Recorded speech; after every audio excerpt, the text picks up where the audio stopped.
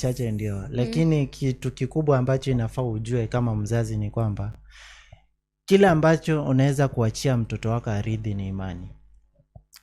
Imani peke yake, si urithi. Urithi wa pesa hivyo ni vitu ambavyo vitaisha hapa duniani. Ndio. Lakini imani ni kitu ambacho mtoto atakaa nacho na kitampeleka hata maisha baada ya kifo. Na tofauti ya mwanadamu na Mungu ni kwamba katika kaburini, wakati utakapokufa, hapo ndio mwisho wako na mwanadamu. Mwanadamu hataendelea na wewe. Lakini Mungu alianza na wewe katika uumbaji. Na hata ukifa bado anakushika mkono, anakuambia unapokaribishwa kwenye ule ulimwengu wa spirit, anakushika mkono, anakuambia karibu katika ulimwengu wa nini? Wa kiroho. Tutembee pamoja. So tuyaangalie haya mambo ambayo ni mambo ya kuleta faida katika familia. Tuhifadhi kila ambacho tumepewa na Mwenyezi Mungu ambacho ni imani. Pia tuweze kufanya nini? Kueneza kwa watoto wetu na kwa majirani zetu, ili waweze kupokea ile hekima ambayo Mungu amefanya nini? Ametupatia kama wanadamu. Ndio. Mesema kuhusu mapenzi. Ndio uweze kubalance mapenzi ya Mungu ndani ya moyo wako. Inakuanga ni vigumu. Lazima umpende Mungu ndio upate anayekupenda zaidi. Ama mtakaye kuwa na yeye kwa amani zaidi. Usipompatia Mungu upendo wako, ukimpa mwanadamu upendo wako, kumbuka mwanadamu sio 100% perfect. Lakini Mungu ako perfect. Ndio. So tunapoyatenda yote ambayo tunayoyatenda, tuyatende kwa hekima. Na pia katika mapenzi haya ama katika upendo, inafikia mahali tunaingia katika familia. Unaona? Unampenda msichana mpaka mnaamua kuishi pamoja. Jinsi ambavyo Biblia inasema, atamwacha mama yake, atamwacha baba yake, watakuja kuwa kitu kimoja na kuishi pamoja. Hiyo sehemu, kuna siku moja ambayo nilikuwa semina mahali, nikauliza upendo katika familia ni nini? Ama kuokoka katika familia ni nini?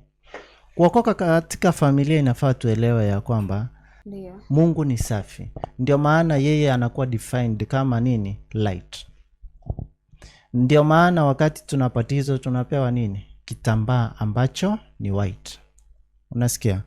So kwa sehemu moja au nyingine, tunafumbuliwa macho yetu ya ndani tuweze kutazama Mungu kwa njia moja ambayo inafaa tumjue zaidi sisi. Unaelewa? Ndio.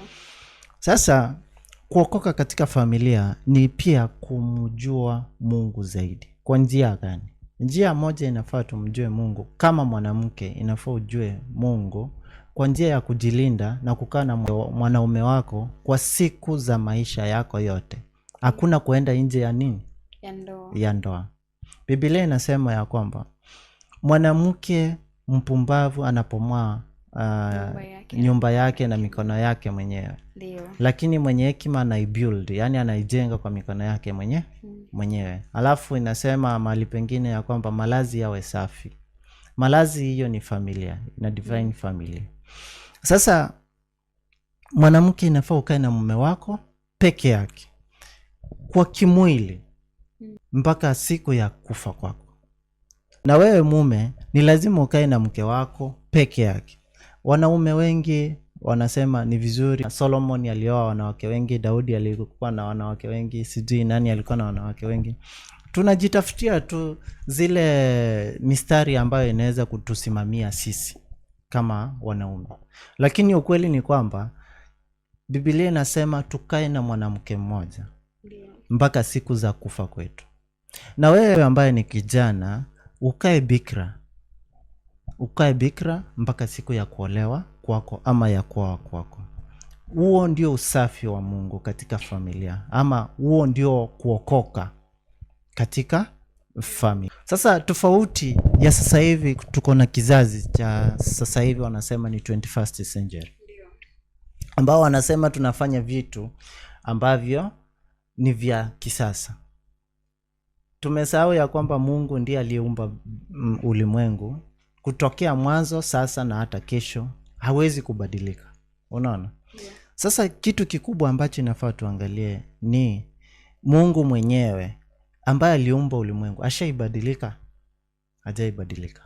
Lakini sasa hivi tunasema 21st century. Alafu at the same time tuko na watu wa kisasa.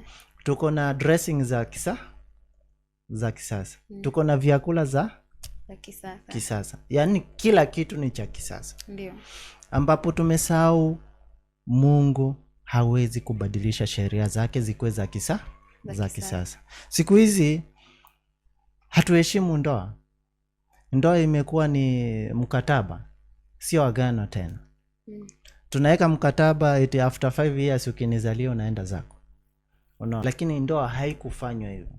Ndoa ilifanywa kuishi mume mmoja na mke mmoja pamoja siku za maisha yao yote.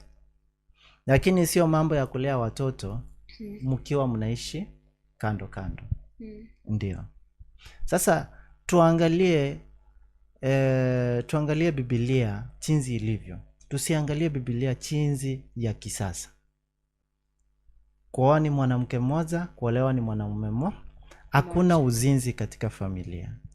Tusiangalie mambo ya kisasa, bali tuangalie jinsi ambavyo Mungu anafanya nini, anaelekeza kupitia kwa neno lake takatifu.